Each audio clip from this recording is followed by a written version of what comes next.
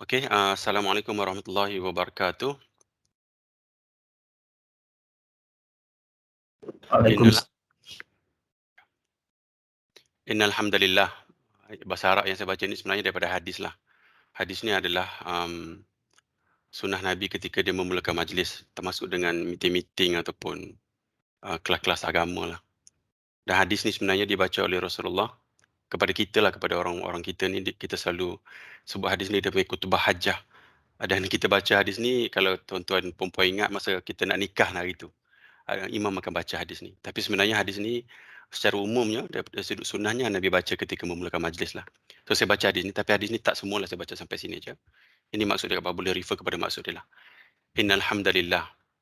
Sesungguhnya segala puji bagi Allah. Nahmaduhu wa nasta'inuhu wa nastaghfiruh.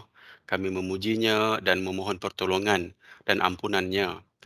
Wa na'udzubillahi min syururi anfusina. Kami berlindung kepada Allah dari kejahatan diri-diri kami. Wasayyiati a'malina, dan dari kejahatan amal perbuatan kami. Man yahdihillahu fala mudhillalah. Barang siapa yang Allah berikan petunjuk, maka tidak ada yang dapat menyesatkannya. Wa may yudlil fala hadiyalah. Dan barang siapa yang Allah sesatkan, maka tidak ada yang dapat memberikan petunjuk kepadanya. Wa asyhadu an la ilaha illallah wahdahu la syarikalah. Dan saya bersaksi bahawa tidak ada Tuhan yang berhak disembah kecuali Allah yang Maha Esa, dan dia tidak ada sekutu baginya. Wa asyhadu anna Muhammadan abduhu wa rasuluh, dan saya bersaksi bahawa Muhammad, yakni Nabi Rasulullah, adalah hamba dan rasulnya. Amma ba'du fa inna asdaqal hadithi kitabullah wa khairul hadi hadi Muhammadin sallallahu alaihi wasallam wa syarrul umuri muhdatsatuha wa kullu muhdatsatin bid'ah wa kullu bid'atin dhalalah wa kullu dhalalatin finnar.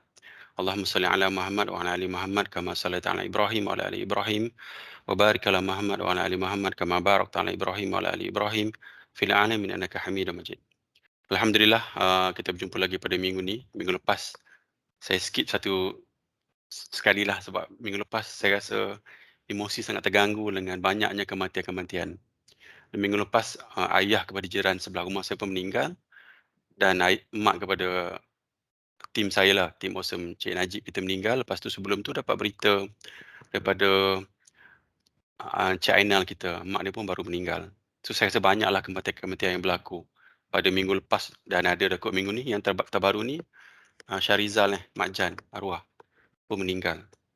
Dan hari tu Fahmi pada tunjuk yang sahabat dia kenalan dia lah di South Africa pun meninggal. So banyak kematian yang berlaku. Saya dari minggu lepas dah, saya rasa sangat overwhelmed dengan emosi yang sangat-sangat ni lah rasanya dengan kematian ni. So minggu ni, ada sedikit motivasi untuk kita buat, tazkirah ni. Tajuk ni kehidupan dan kematian lah, hakikat kehidupan dan kematian. InsyaAllah tak adalah, saya ada buat preparation, tapi kita buat ni secara perbincangan lah. Saya tak rasa saya pun tahu banyak, dan tuan-tuan boleh share lah apa yang tuan-tuan tahu, perempuan tahu ya. Sebagai pendahuluan, saya baca sikit mukadimah ini yang selalu saya sebut jugalah dalam tazkirah-tazkirah yang lain. Pertamanya, pentingnya menuntut ilmu. Hadis Nabi, riwayat Bukhari dan Muslim, Nabi beritahu daripada Muawiyah bin Abu Sufyan radhiyallahu an, Rasulullah sallallahu alaihi wasallam bersabda, barang siapa yang Allah kehendaki mendapat seluruh kebaikan, maka Allah akan fahamkan dia tentang agama. So hadis sangat besarlah bagi saya sendiri pun, dan juga saya nak sampaikan kepada sahabat-sahabat yang lain. Hadis ni antara hadis tunjang ataupun akar yang kuatlah yang boleh kita pegang. Nabi kata, kalaulah Allah nak bagi kita, maknanya seluruh kebaikan ni, maknanya semua kebaikan. Kita tak boleh nak bayangkanlah bila Allah nak bagi kebaikan ni. Nabi sebut semua kebaikan. Faham agama tu adalah benda yang paling besar yang perlu kita cari. Bukan ilmu yang banyak, kefahaman tentang agama. Kefahaman tu dia bawa banyak kepada benda lain. Walaupun kita tak hafal banyak, tapi kalau kita faham agama, selamat kita di mahsyar nanti.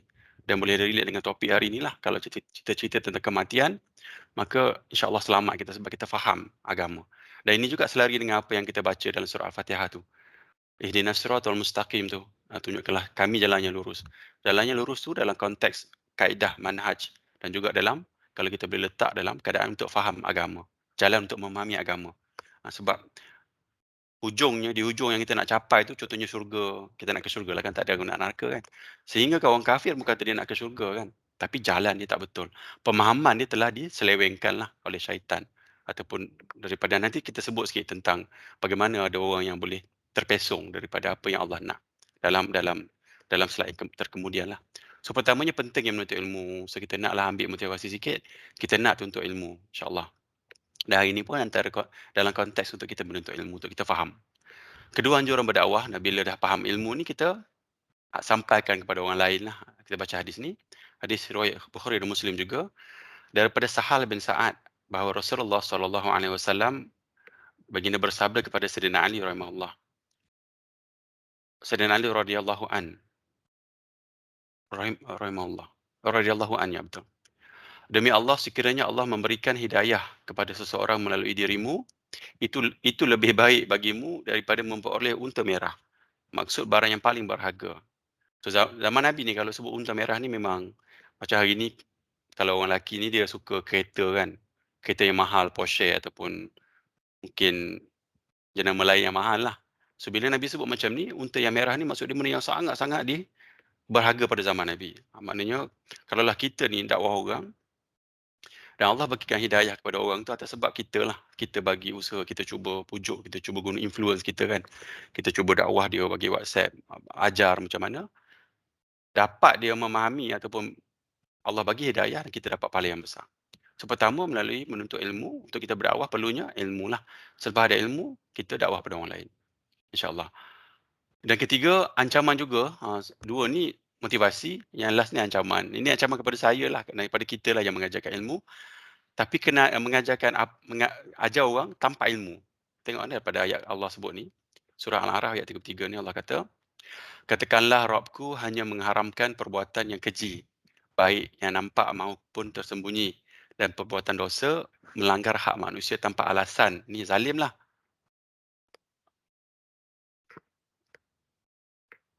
Yang benarlah, ini zalim lah.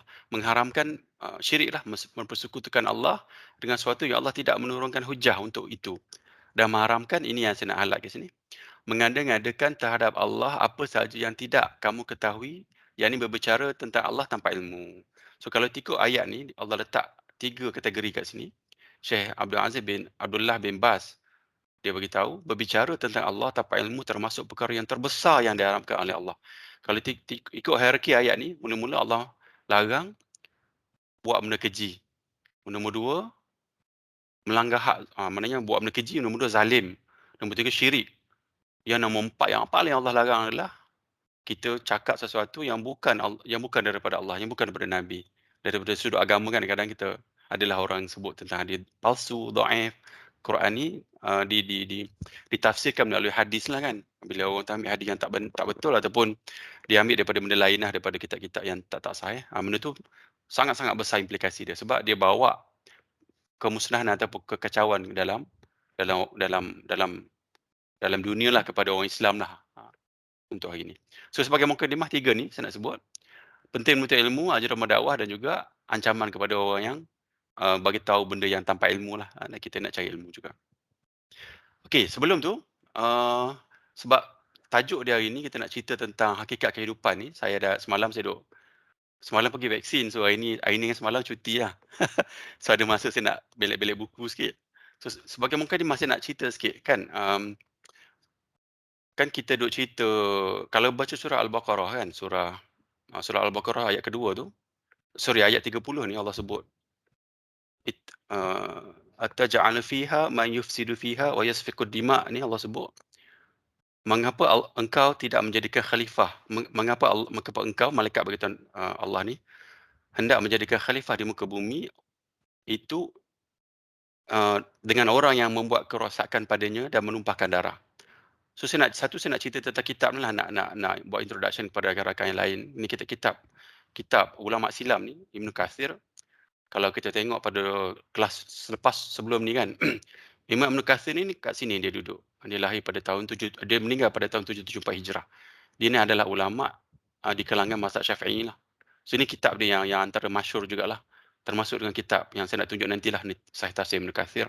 So dalam kitab sirah ni, Bidayah wa Nihayah ni, Imam Ibn Kathir sebut sebenarnya ni pada pandangan ni lah, tapi ada perbincangan yang banyak.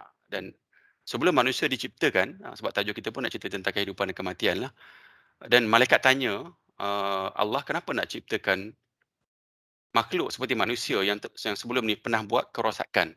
So dalam ni, Imam Ibn Katsir sebut, penghuni bumi sebelum manusia adalah Hin dan Bin. Allah menjadikan jin menguasai mereka, jin membunuh mereka lalu berdiam di bumi setelah peperangan yang telah terjadi. Maknanya bila dibunuh jin Hin dan Bin ni, jin duduk dekat bumi lah. Duduk kat bumi sehingga Allah jadikan Adam. Cuma dekat sini adalah perbincangan banyak sebab Hin dan Bin ni tidak datang daripada sumber yang sahih lah. Kebanyakan kalau kitab-kitab silam ni ada sumber tu datang daripada dipanggil riwayat Israiliyat. Maknanya riwayat daripada kitab-kitab lain lah, kitab Israel ataupun kitab Yahudi. Israel ni sebenarnya kitab Taurat tu lah, maknanya aliran daripada golongan yang menganut agama Nabi Musa dan juga aliran daripada menganut Nabi Isa, dua-dua tu golongan Yahudi lah. Kadang-kadang dia ambil sumber daripada situ. Cuma nak relatekan dalam kehidupan kita, kadang-kadang kita, ni saya nak cerita tentang sains lah.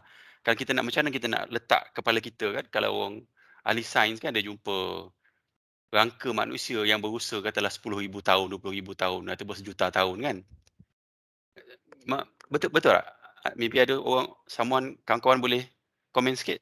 Macam mana sebab macam ni, Nabi Adam kalau ikut kepada apa yang dari sudut sirahnya, Nabi Adam ni dia berada di bumi lebih kurang dalam 6,000 ke 7,000 tahun lepas. So bagaimana kita nak letak akal kita, sains kata tiba-tiba rangka tu katalah 20,000, 500,000 tahun lepas kan, dah jumpa. So macam mana kita nak letak, takkan agama kita silap kan? Mungkin saya nak buka perbincangan lah, kawan-kawan mungkin boleh komen sikit.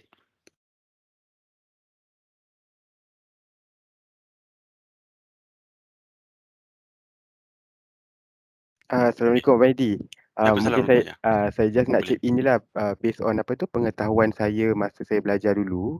Saya dulu background biology, so basically apa tu dalam chemistry tu cikgu saya ada bagi tahu lah macam mana kita nak tentukan umur setiap artifact ataupun macam apa tu tulang-tulang yang kita jumpa tu kan. So basically badan kita ni akan riliskan macam carbon tau. So setiap tahun saya tak confirm detail dia macam mana, tapi setiap tahun ataupun setiap beberapa tahun dia akan jadi separuh daripada jumlah yang diriliskan. So daripada situlah kita akan buat calculation untuk tentukan berapa ribu tahun atau berapa lama that apa tu artifact ataupun tulang tu dah ada dekat bumi ni. So lebih kurang macam tu lah dia punya cara calculation lah, tapi saya tak sure itu detail dia macam mana. Okey, terima kasih banyak. Hmm. Itu saintifik tu bagus tu. Sebenarnya saintis ni pun dia buat katalah ada 10 juta kan, kata 10,000 tahun. Maknanya through scientific punya discovery lah kan. So kalau tengok sini kan, saya nak raikan sebab saya pernah fikir jugalah. Ada banyak pandangan lain. Cuma kita sebab nak raikan fikiran manusia ni, kadang-kadang nanti konflik pula dengan apa yang kita faham tentang agama kita. Sampai Nabi Adam dia jadikan katalah 7,000 tahun lepas kan. Tiba-tiba ada artifak yang kita jumpa 10,000 tahun. So sebenarnya dekat sinilah saya nak cerita tentang Hin dan Bin ni. Ini kemungkinan saja. Kemungkinan Hin dan Bin ni sebenarnya dia ada sifat-sifat seperti manusia. Cuma maybe akal dia tak sempurna macam kita lah. So kalau tengok maybe rangka dia macam kita lah manusia, cuma akal dia tak sama. Cuma kalau tengok sini saya refer kepada kitab ulama silam lah maksud dia. So adalah basis kalau kita tengok jumpa rangka. Ini orang yang buat kajian lah kan, jumpa rangka tengok 10,000 tahun ataupun 30,000 tahun jumpa rangka. Dan kita baca-baca dalam kaji-kaji agama tengok Nabi Adam baru 6,000 kan. Macam mana kita nak faham dia tu. So kita boleh faham melalui kaedah inilah. So kita kata manusia ni mungkin dah ada makhluk lain seperti manusia yang dinamakan Hin dan Bin.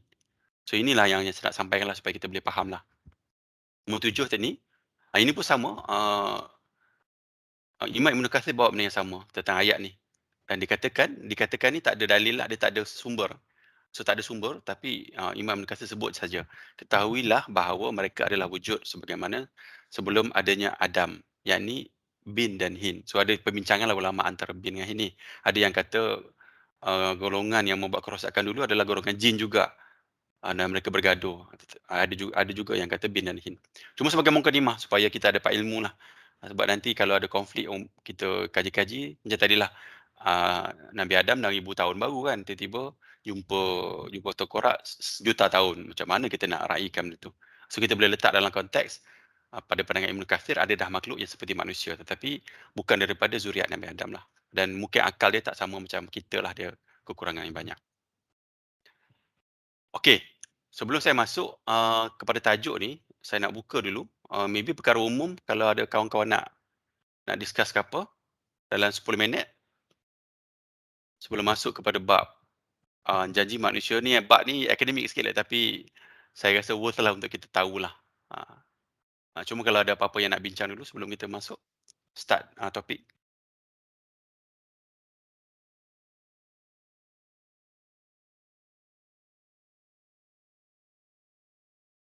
Okey, kalau tak ada saya masuk terus.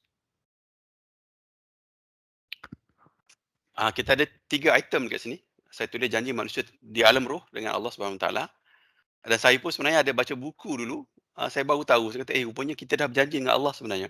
Tapi kadang-kadang kita ni kita cuma letak macam, kita assume kita tahulah kan, kita dengar apa yang ada Quran, kita memang tahu-tahu. Tapi kalau kita tanya diri sendiri, apa fakta ataupun bila kita tahu, kita tak tahu pun bila. Ni untuk saya lah, kadang-kadang tu. Tapi ini saya nak tunjuk sebenarnya, manusia ni di alam roh telah berjanji dengan Allah Subhanahu Wa Taala. Cuma Allah lupakan kita dan Allah akan ingatkan balik ketika kita di mahsyar nanti. Tentang apa yang telah berlaku lah, apa yang telah kita janji kepada Allah. Nombor 2, fitrah kejadian manusia ni, saya ambil daripada kitab Tafsir Ibn Katsir lah, saya ambil daripada kitab ni. Dan kita ikut je apa yang, Imam Ibn Katsir tulis ni. Dan nombor 3, taubat kematian ni, saya ada satu video saya nak tunjuk lah, dan kita tonton video ni dan kita ulas-ulas sikit lah. Supaya insyaAllah mungkin ada kesan kat diri kita lah. Sebab banyak kes kematian sekarang ni kan. Okey, ini saya ambil daripada internet. Ini perjalanan kehidupan kita kalau tengok pada sini. Ini betul lah. Satu, alam roh. Dan sekejap lagi saya nak sentuh sikit tentang alam roh. Nombor 2, kita pergi kepada alam kandungan. And then kita berada di sinilah alam kandungan, alam dunia. And then dan tajuk ni pun tentang kematian. Kita akan meninggal nanti, kita akan mati nanti. Dan ramai dah sahabat kita yang meninggal sekarang ni kan. Kita dengar-dengar dengan kes-kes COVID yang banyak ni kan. Lepas tu ada kehancuran alam semesta, ini kalaulah kita meninggal sebelum ni lah. Selepas tu ada hari kebangkitan, and then kita akan berada di padang mahsyar. Dan di padang mahsyar ni kalau kita ingat surah Al-Fatihah, Allah sebut kan, Maliki Yaumiddin, Allah sebut. Dan kita kena baca tiap-tiap hari tu kan. Allah kata, Raja, Malik, Raja di Maliki Yaumiddin, di hari pembalasan. Maknanya di sini Allah adalah Raja, antara maksud dia adalah kita tak ada dah kehendak macam kita berada di dunia sekarang ni kan. Di dunia ni kita macam boleh lah, aku ada pandangan ni, aku ada pandangan tu, saya nak buat ni, saya nak buat tu kan, saya tak nak bangun, tak nak bangun. Tapi di mahsyar nanti, malaikat yang akan tentukan kita. Dan ada hadis yang Nabi sebut yang malaikat bawa cemeti lah, dia macam tali yang panjang tu. Pukul sana orang ni pergi belah kanan, pukul kini orang ni belah kiri. Dan ada hadis yang cerita tentang keadaan manusia, dia relatekan dengan apa yang berlaku di dunia kepada dia. Contoh ada yang tidak adil kan, orang yang tidak adil kepada isteri-isteri mereka. Saya rasa hadis tu cerita tentang tidak adil saya rasa.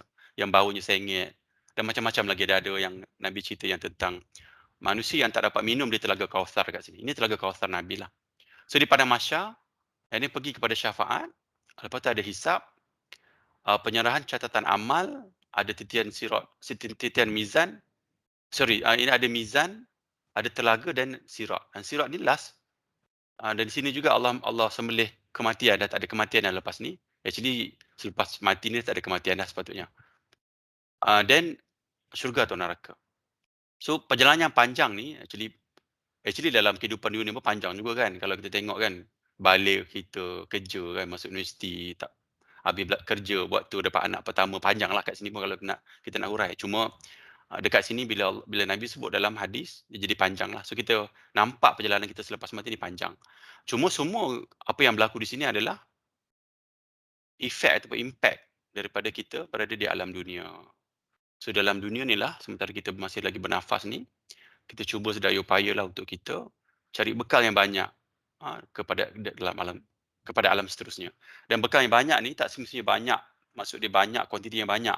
Sebenarnya Allah sebut dalam Quran ni, sebenarnya bukan Allah sebut banyak sebenarnya. Allah sebut yang, nanti saya dapatkan ayat-ayat Quran ni lah. Allah sebut yang berkualiti.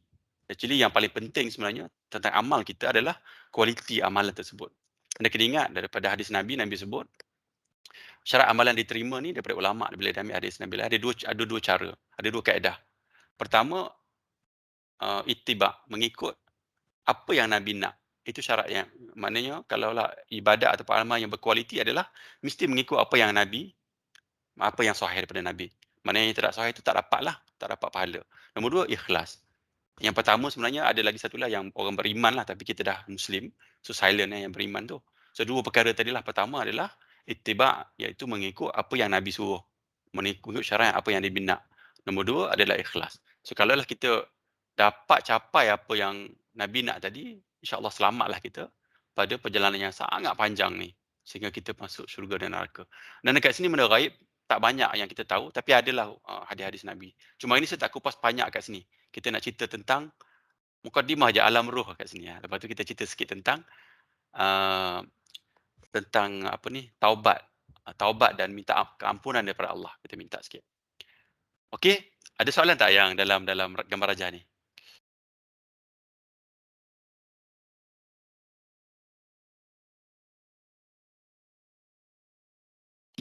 Tak ada.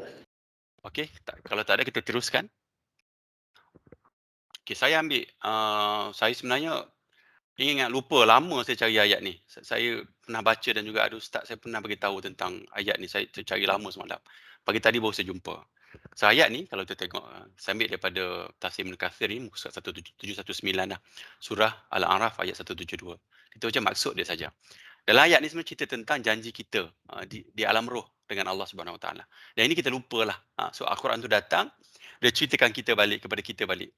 Saya, Hasnari, Cik Lan kita, Sally, Abang Adam, Abang Nas kita, Amelina, semua berjanji sebenarnya masa kita di alam roh, kita berjanji kepada Allah sebenarnya. Allah sebut, Allah rekodkan perjanjian kita ni dalam Quran.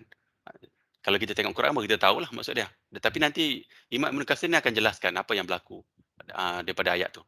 So ayat dia, ayat 172 ni saya baca maksud dia. Dan ingatlah wahai Muhammad ketika Tuhanmu mengeluarkan zuriat anak-anak Adam. Yang ini turun-temurun dari tulang belakang mereka, ni sulbi lah kan. Dan ia jadikan mereka saksi terhadap diri mereka sendiri. Sambil ia bertanya dengan firman-Nya, bukankah aku Tuhan kamu? Mereka semua menjawab, benar, engkaulah Tuhan kami. Kami menjadi saksi. Yang demikian supaya kamu tidak berkata pada hari kiamat kelak, sesungguhnya kami ini lalai, tidak diberi peringatan tentang hakikat tauhid ini. Kalau tengok ayat ni, keyword dia dekat sini. Maknanya daripada ayat ni kita sebenarnya telah berjanji dengan Allah Subhanahu Wa Taala. Mungkin tak nampak sangat kat ayat ni. Saya pergi kepada kat 11 lah sebab ni dia hurai panjang tentang ayat ni lah. So ini daripada kitab ni saya ambil gambar. Ini gambar daripada muka surat 719 lah. So saya baca ayat ni balik sekali lagi. Dan ingatlah ketika Rabbmu mengeluarkan keturunan anak-anak Adam dari sulbi mereka. Ini sulbi lah, saya ambil gambar. Dalam internet lah sulbi ni kat ujung ni. Ini sulbi. Dan Allah mengambil kesaksian terhadap jiwa mereka. Maksudnya kita ni bersaksi kepada Allah. Seraya berfirman, Allah berfirman kepada kita. Ni kalau tengok ayat ni, anak-anak Adam ni dari sulbi mereka ni, kita lah anak-anak Adam, keturunan Nabi Adam. Bukankah aku ini Rabbmu? Mereka menjawab, betul. Engkau Rabb kami menjadi saksi. Dan kami lakukan yang demikian itu agar di hari kiamat kamu tidak mengatakan, sesungguhnya kami Bani Adam adalah orang-orang yang lengah terhadap ini. Maksudnya tak ingatlah keesaan Allah. Agar kamu tidak mengatakan sesungguhnya orang-orang tua kami telah mempersekutukan Rabb sejak dahulu, sedang kami ini adalah anak-anak keturunan yang datang sesudah mereka. Maka apakah engkau akan membinasakan kami kerana perbuatan orang yang telah sesat dahulu? Dan demikian kami jelaskan ayat-ayat itu agar mereka kembali kepada kebenaran. Ini saya ada tulis sikit huraian lah. Ayat ini menunjukkan satu, kita ada perjanjian dengan Allah masa di alam roh. Kita lupa je. Ustaz saya kata, kita lupa dan Allah akan ingatkan di mahsyar nanti. Sebab nampak conversation ni sebenarnya berlaku di mahsyar sebenarnya. Conversation ni. Agar hari kiamat kamu tidak mengatakan, maknanya Allah sebut supaya pada hari kiamat nanti kita tak sebutlah bagi alasan. Kalau tengok ayat ni saya tulis ni, manusia ni akan bagi alasan. Bila Allah tanya nanti, bila kita di dekat sini nanti kena hisap nanti. takut kan. Bila kita kena hisap nanti kita macam-macam alasan bagi tahu. Letak kesalahan kepada orang lain, kalau tengok dalam kes ni kita cerita, ni kitalah, ni orang yang bermasalah pada masa itulah di mahsyar nanti. Kita sebut, nampak daripada ayat ni kita sebut, bahkan kita cerita ayah mak kita kan, kita bagi kesilapan kita. Kita kata, Allah sebut sesungguhnya orang tua kami telah syirik kepada Allah sejak dulu lagi. Sebab itulah kami ni ikut je lah apa mak ayah kita buat kan. Tapi sebenarnya nak cerita kat sini, Allah dah janji dah dengan kita lah, dengan kita. Bukan sebab, bukan boleh jadi alasan sebab kita lahir kafir ke ataupun mak kita pun tak ikut apa yang Allah nak. Tak boleh jadilah. Sebab memang Allah dah letak fitrah tu kepada diri kita. Nombor 3, Quran ni refresh semula janji kita semasa di alam roh. Inilah ayat ni untuk kita hari ni, sesi hari ni. Untuk kita refresh balik. Sebenarnya kita dah janji dengan Allah Subhanahu Wa Taala. Cuma Ustaz saya kata sini, dia kata kita telah dilupakan. Ayat ni berlaku di mahsyar. Okey, ada soalan tak tentang page ni? Kita sama-sama belajarlah. Kalau maybe ada kawan-kawan lain dah pernah ikut kelas daripada ustaz-ustaz dan bolehlah sedikit hurai sikit kalau ada. Lepas tu kalau ada persoalan kita boleh jawab kemudian lah. Ada tak apa-apa feedback, input? Okey, tak ada. Kita pergi page 12. Al-Quran ingatkan kita semula apa yang telah kita lupalah. Demikian dijelaskan supaya mereka kembali kepada kebenaran. So, kita tengok penjelasan sini. Allah mengkabarkan bahawa dia mengeluarkan keturunan anak-anak Adam, yakni manusia dari tulang sulbi mereka dalam keadaan bersaksi bahawa terhadap diri mereka bahawa Allah lah Rabb dan pemilik dari mereka. Serta bersaksi bahawa tidak ada ilah yang berhak diibadah yang benar kecuali dia, kecuali Allah lah. Demikian pula dia menciptakan mereka atas fitrah tersebut. Mana fitrah kita ni, walaupun katalah kita kafir ke, kita Islam ke, kok mana pun kita dah janji yang Allah adalah Tuhan kita, dan memang kalau kita lahir pun memang dalam kehidupan kita ni kita ada perasaan untuk kembali kepada Allah Subhanahu Wa Taala. Allah berfirman, maka hadapkanlah wajahmu dengan lurus kepada agama Allah. Tetaplah atas fitrah Allah yang telah menciptakan manusia menurut fitrah itu. Tidak ada perubahan pada fitrah Allah. Ini saya tulis ini, manusia telah berjanji dengan Allah di alam ruh untuk mengikuti fitrah dan taatlah sepatutnya. Lepas tu tengok hadis bawah ni, hadis ni riwayat Muslim. Setiap anak dilahirkan dalam keadaan fitrah. Maka kedua orang tuanya lah yang menjadikan sebagai Yahudi, menjadikannya sebagai Nasrani, atau menjadikan sebagai Majusi. Sebagaimana haiwan ternak dilahirkan sebagai haiwan ternak juga. Yalah, betul lah tu kan. Dalam keadaan sempurna anggota tubuhnya, apakah kalian dapati di antaranya ada yang terputus? Telinganya, hidungnya atau yang lain. Dan dalam hadis ni Nabi sebut, sebenarnya perkara yang paling besar yang bawa kita sebenarnya ataupun yang influence kita ke hadapan ni bila kita dah hidup sebenarnya mak ayah kita lah. Kehidupan kita, sekeliling kita. Sebab kalau sini saya tulis kelahiran lah antara punca terbesar manusia mengikut fitrah. Cuma saya nak bawa sikit lah kepada kawan-kawan dekat sini supaya kita fikir sejenak kan. Katalah macam saya selalu sebut lah kan. Katalah ini andai assumption. Katalah kita lahir bukan Islam. Kan katalah mak ayah kita Hindu, katalah mak ayah kita ni Buddha, Shinto ke apa kan. Katalah macam tu. Katalah mak ayah kita ni Yahudi ataupun memang Kristian duduk kat US ke. Katalah kan. Soalan dia, adakah kita kembali kepada Allah? Fitrah tadi. Dan bagaimana yang kita ni dah lahir dan Allah bagi kelahiran mak ayah kita Muslim, adakah kita rasa kita ni Allah favoritism lah, adakah kita Tuhan kita ni bagi favoritism kepada kita berbanding dengan orang lain yang lahir kafir? Tidaklah kan.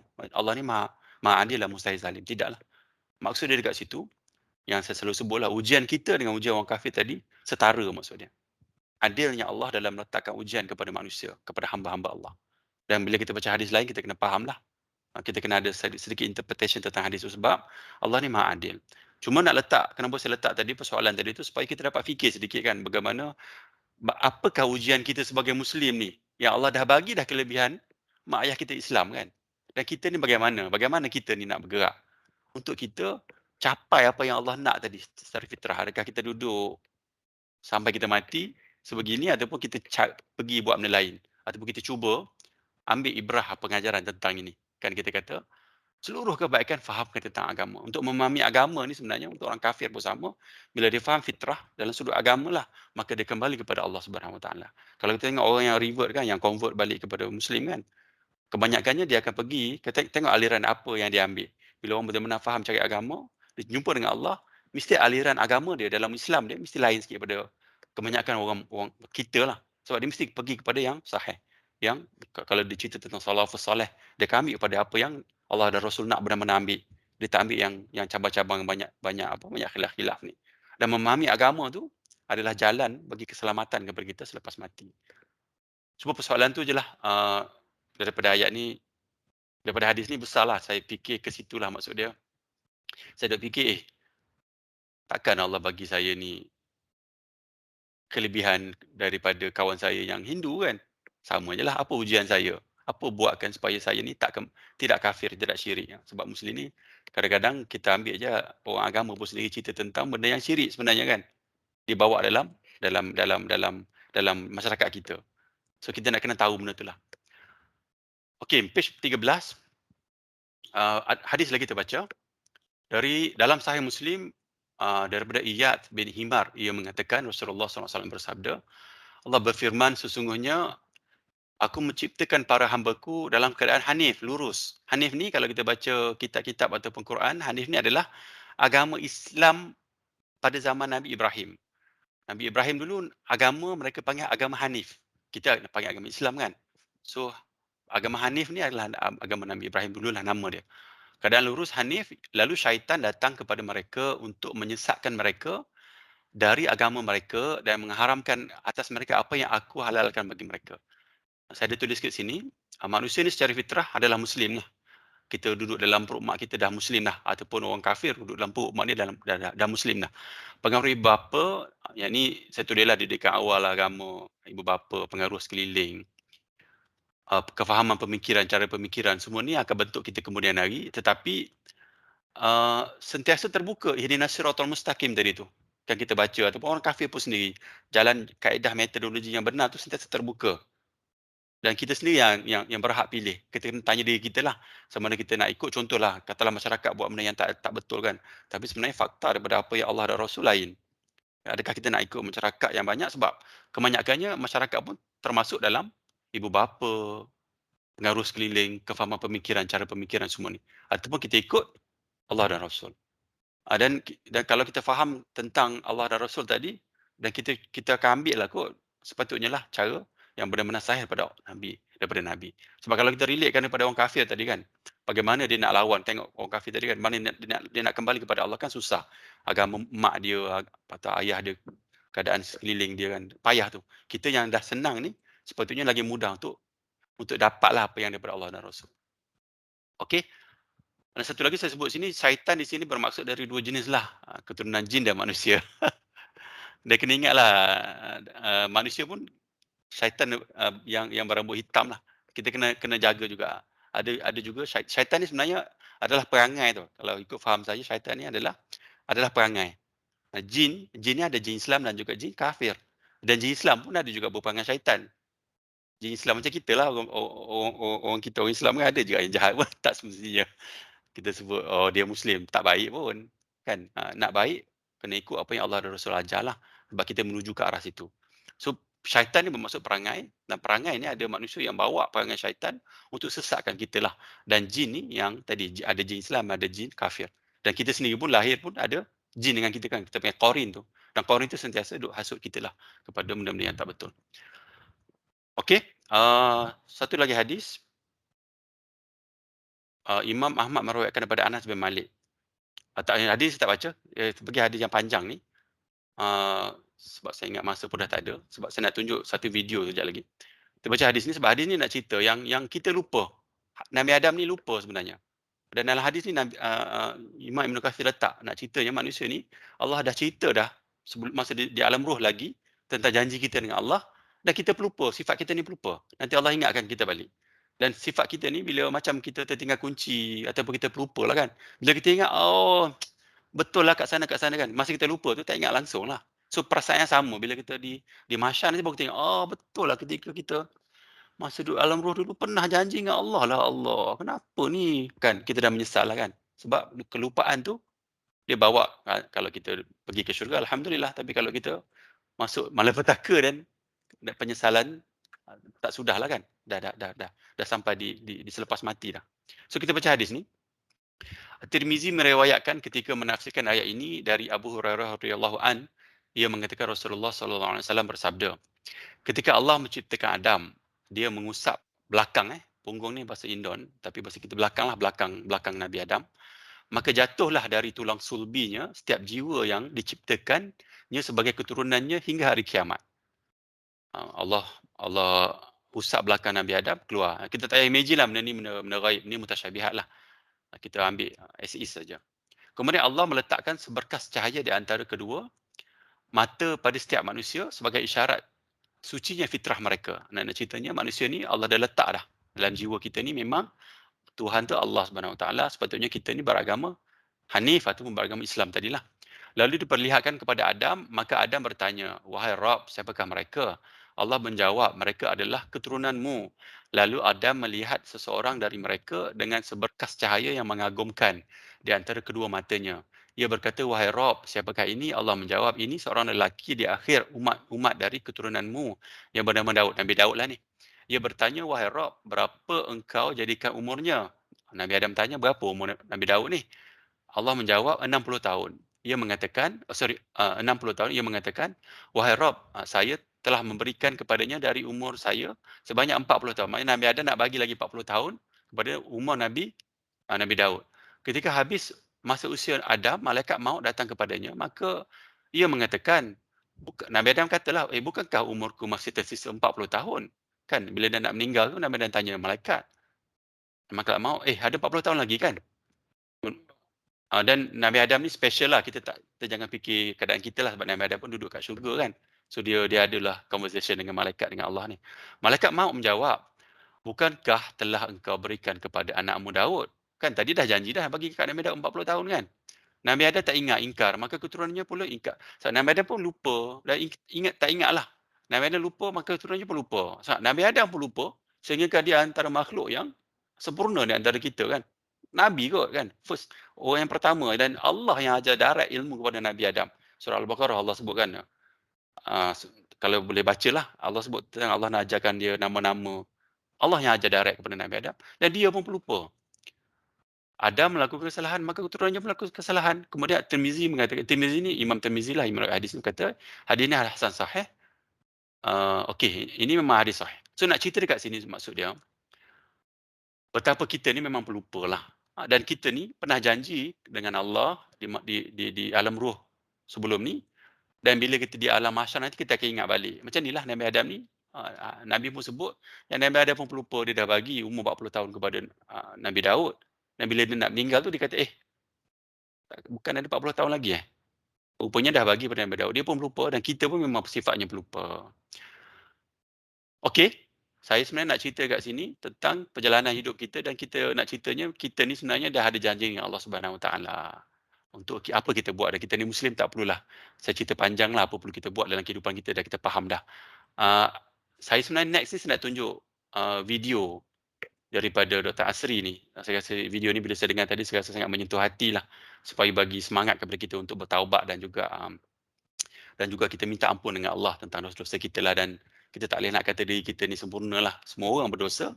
Macam tadi Nabi Adam pun ada pelupa dan ingkar kan. Samalah kita lagi teruk lah. Dan daripada video ni mungkin bagi sedikit orang kata hati ni rasa lembut, rasa seronok sikit lah bila dengar apa yang Dr. Asri akan sebut nanti. Sebelum tu saya nak buka, kalau ada soalan, video ni adalah 11 minit je, sempat insyaAllah ada masa ni. Ada soalan tak? Dengar? Nas? Tak ada.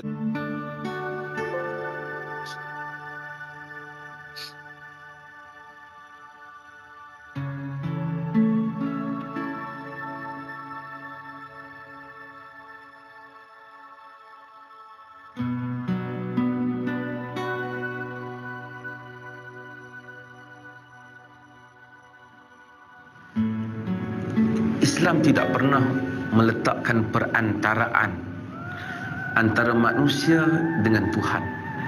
Bila-bila masa saja, siapa saja insan itu, di mana saja ia berada, bangsa apa dia, keturunan apa dia, siapa mak bapaknya, siapa saja datuk neneknya, jika dia ingin berhubung dengan Allah Azza wa Jal atau kembali kepada Allah, maka tidak pernah ada halangan. Alladzina asrafu ala anfusihim la taqnatu min rahmatillah. Qul ya ibadiyalladzina asrafu ala anfusihim la taqnatu min rahmatillah. Innallaha yaghfirudz dzunuba jami'a. Beritahu kepada hamba-hambaku, katakanlah wahai hamba-hamba Allah yang mana mereka itu kecewa terhadap diri mereka, dosa dia banyak, dia peras, dia rasa dia jumpa orang kata, oh kau ni Tuhan tak ampun dosa orang macam kau ni. Jumpa orang ni kata Tuhan tak ampun kau ni. Quran kata, Allah kata, beritahu hamba-hambaku yang mereka itu telah kecewa terhadap diri mereka, jangan mereka putus asa dengan rahmat Allah, jangan mereka kecewa dengan rahmat Allah. Allah mengampunkan segala dosa. Nabi kata, man qala halakan nas fahuwa ahlakuhu. Siapa yang menyatakan lingkuplah orang ramai, jahanamlah berkuali, semua jenis kaki dosa, jahanam dia. Nabi kata, dialah orang yang paling binasa, sebab dia tidak memberikan nilai rahmat Allah kepada orang.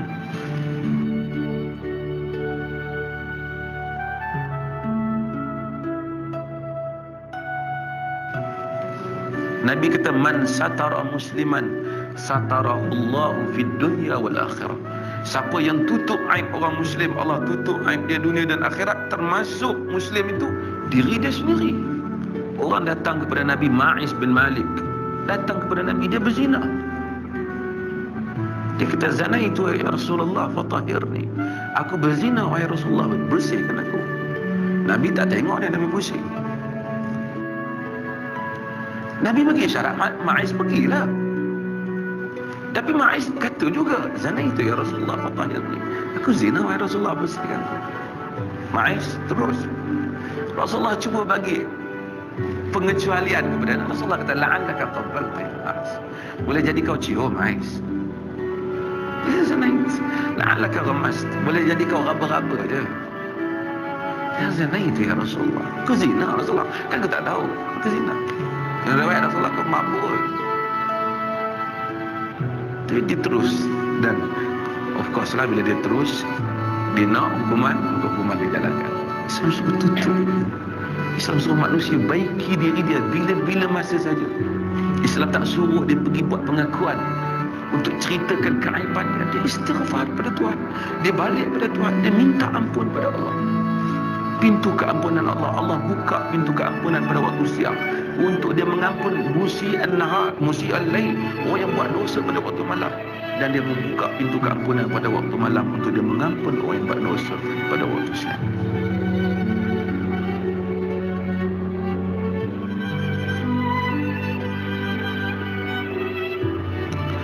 Islam seluas-luas pintu di dalam ajaran Islam ialah pintu taubat.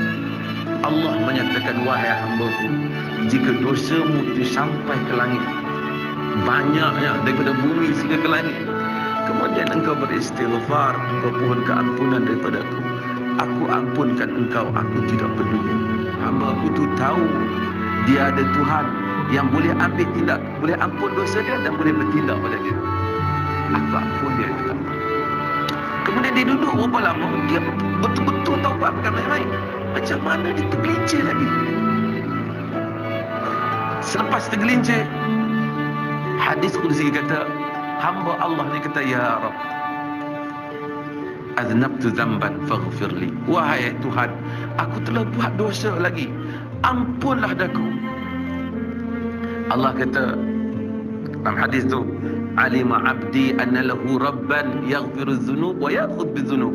Hamba-Ku tahu bahawasanya baginya Tuhan yang boleh mengampunkan dosa dan mengambil tindakan pada dosa. Aku ampunkan dia. Selagi mana dia ikhlas, dia tak niat pun nak tipu, dia memang nak taubat betul-betul, dia tergelincir, Tuhan kata, alima abdi anna lahu rabban yaghfiru dzamba. Sesungguhnya hamba-Ku tu bukan apa. Dia tahu baginya Tuhan yang mengampunkan dosa.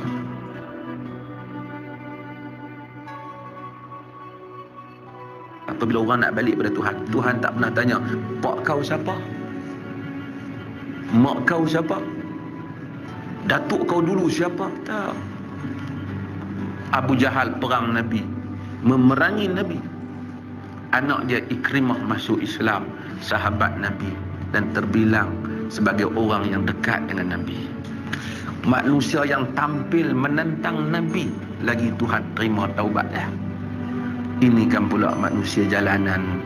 Walaupun kita kata tak, benda tu memang tak baik, dia berzina, dia minum arak, tapi kalau dia nak balik kepada Islam, tidak pernah ada halangan antara dia dengan Tuhan. Sama sekali tidak ada.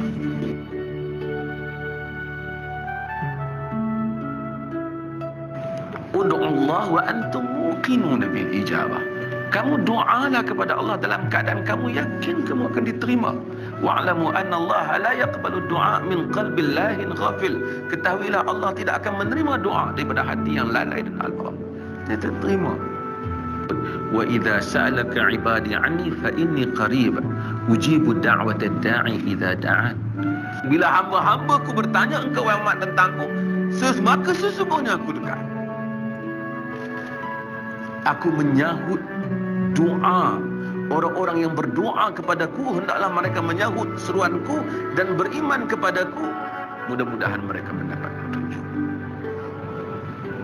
Semua doa menjelma, melainkan hamba itu tak berdoa sungguh-sungguh.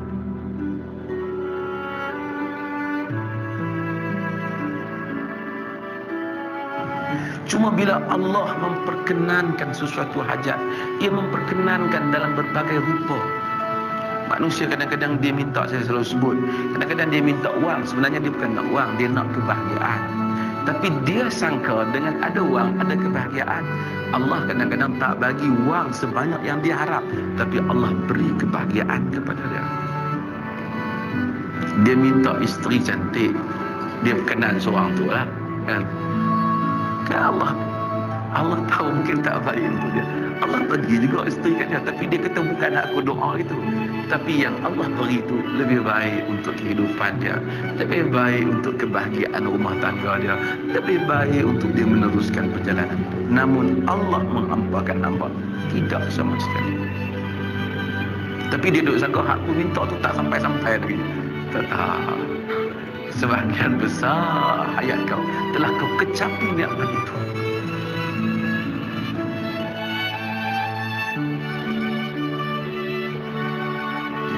Manusia berhubung terus dengan Tuhan. Dia minta, iblis minta supaya dipanjangkan hayat dia sebabnya Tuhan berkenan iblis. Padahal neraka betul iblis. Takkan hamba dia yang semayang minta dia tak bagi, tentu dia bagi.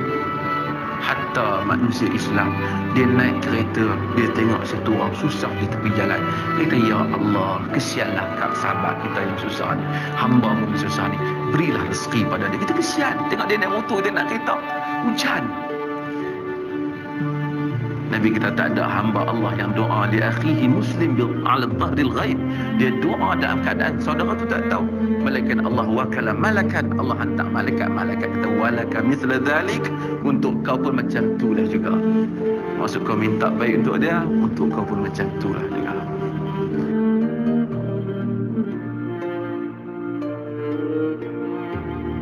Ajaib hidup dia dengan doa. Ajaib. Tentu kalau fikir kerana doa, kita doa, betah berapa banyaklah kehidupan kita daripada satu kesusahan yang telah kita keluar. Pada hari kita berada dalam kesusahan itu dan kita berdoa, kita sangka macam kita tak boleh keluar. Pada hari ini kita dapati berapa banyak kesudahan telah kita rentasi dan kita pun telah melupai sebahagian besar daripada doa yang telah kita sebut.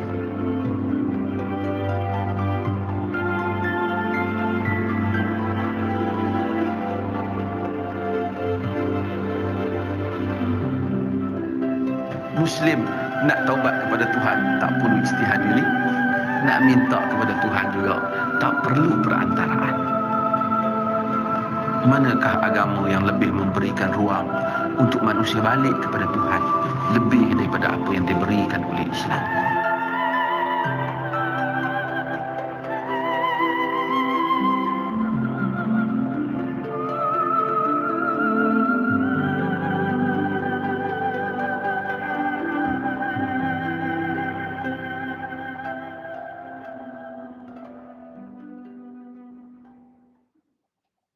Kalau ada perbincangan, soalan, ada 2 minit lagi.